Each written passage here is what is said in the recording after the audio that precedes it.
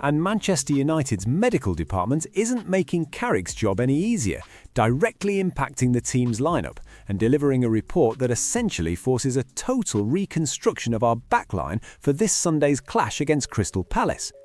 Before we dive into the names that are out and how this reshapes the entire 11, make sure you've liked this video and subscribe to the channel to stay updated with every major development in this new era. The atmosphere around the club today is a mix of strategic focus and genuine concern. While our last discussion centered on Carrick's call for patience regarding our young stars, the current reality in the treatment room has stripped away the luxury of waiting. We are looking at 4 major stars sidelined, and this isn't just a minor rotation, it's a foundational shift. Matthijs de Ligt is currently dealing with a back issue that is proving much harder to predict than initially thought. Despite some progress, he remains out, leaving a massive void in that central defensive partnership that looked so secure just days ago. Adding to this defensive headache is the situation with Lisandro Martínez. After suffering a calf strain that seemed minor at first, the decision-making process for Sunday is becoming a high-stakes gamble. Carrick is known for his protective nature over his players' long-term fitness, and rushing Martínez could be disastrous. With Dorgu also confirmed out for several weeks due to a thigh injury, the left-hand side of our defense is suddenly looking incredibly thin. Even Mason Mount, who is showing great spirit in training and is finally back on the grass, isn't yet at the point where he can be thrown into the starting lineup of a Premier League battle. The fan sentiment across Reddit and X is reaching a boiling point of "not again." There's a collective sigh from the Red Devils faithful who were just starting to believe this defensive unit was bulletproof. However, there is a silver lining that the fans are clinging to: Leny Yoro. The young Frenchman has been a revelation, and the general consensus among the supporters is that if there was ever a time for him to prove he can lead this defense alongside the veteran Harry Maguire, that time is Sunday. There's a lot of respect for Maguire's professionalism lately, but the fans are realistic. They know that against a Palace side that is physically intact, any lack of pace or coordination in this rebuilt defense will be punished. But it's not all grim news coming out of Carrington today. While the defense is a puzzle, the attack is providing the spark of hope that every United fan needs right now. Bryan Mbeumo, who gave everyone a scare when he hobbled off at Goodison Park, has returned to full training. He's fine, he's sharp, and he's ready. This is massive because Mbeumo's work rate is what allows Carrick's system to function under pressure. And then there is the topic that everyone is talking about, the man who has scored more non-penalty goals than anyone else in the Premier League so far in 2026, Benjamin Sesko. In our last deep dive, we talked about Carrick treating Sesko like a diamond that needs careful polishing, emphasizing a slow and steady integration. But the data from the last 24 hours suggests that the patience phase might be over out of pure necessity. Sesko's impact is no longer a potential future asset, it is a current, undeniable force.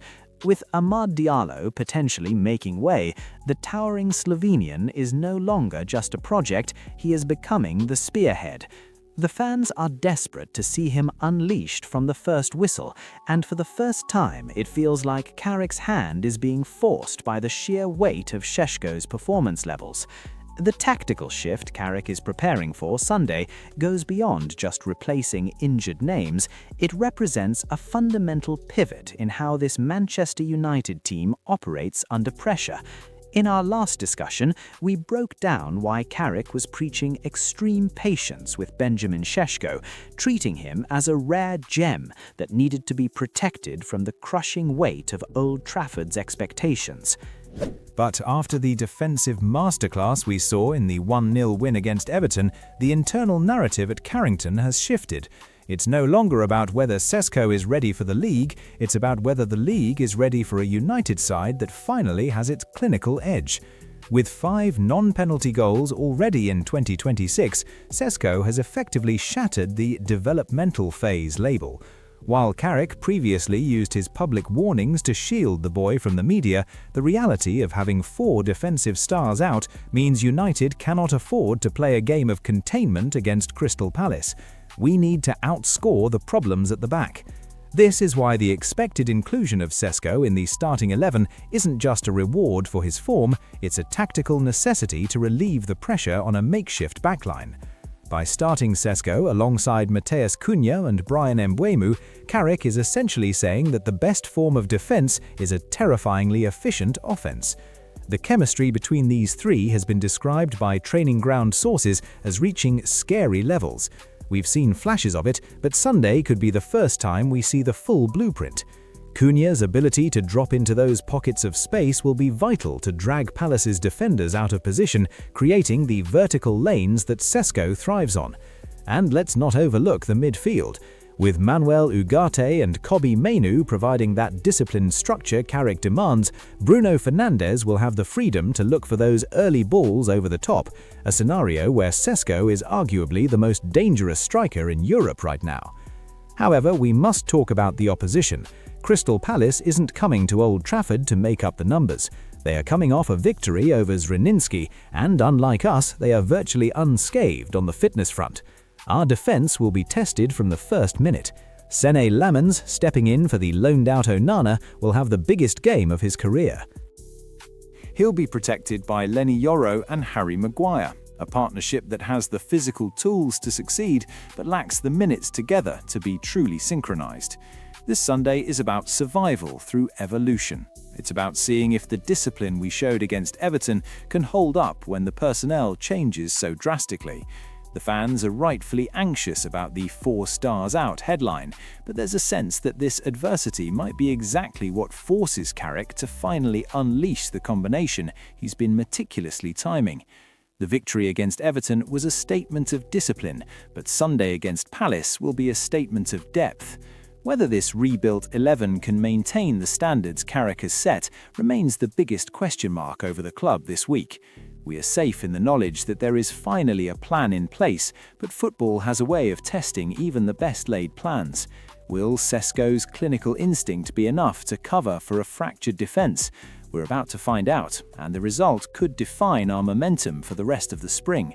It's a situation that feels partially resolved by our attacking talent, but still leaves a lingering sense of unpredictability regarding our defensive stability under high pressure. If you appreciate this kind of deep dive analysis into the tactical evolution of our club, make sure to like this video and subscribe to the channel. It really helps us keep the lights on and continue bringing you the truth behind the headlines at Old Trafford. But did you know Carrick's strategic moves to manage Sesko's growth were far more complex than just keeping him on the bench? Click now to see our last video, Carrick on Sesko's Patience, a diamond to be polished, where we break down the long-term vision that led to this explosive moment.